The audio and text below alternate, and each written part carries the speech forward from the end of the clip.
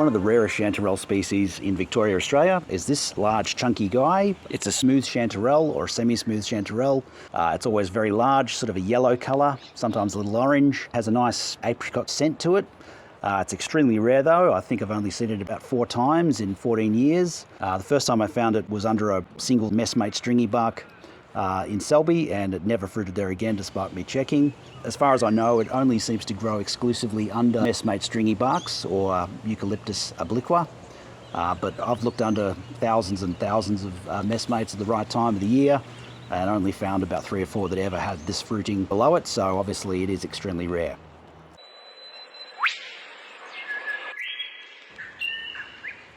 I should also quickly mention that there are more common chanterelle species in Victoria and in Australia in general. Consinus is probably the most common. It's a pretty petite, small chanterelle species, sort of a yellowy orange gold. It also seems to fruit often under messmate stringy bark or Eucalyptus obliqua. It's very petite. Often it's very hard to spot on the forest floor. It can be tiny. You might see some tiny little flecks of gold and realise that's what you're looking at.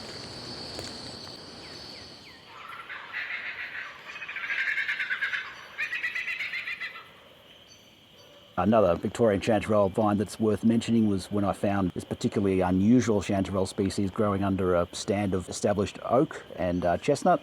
It started as a tiny olive green fruit body that matured it to this bright gold yellow colour, and underneath it had these amazing intricate pseudo gills. Quite amazing. I've never seen anything like it. And there's quite a few species of chanterelle up in far north Queensland, and these are a couple that we've photographed more recently.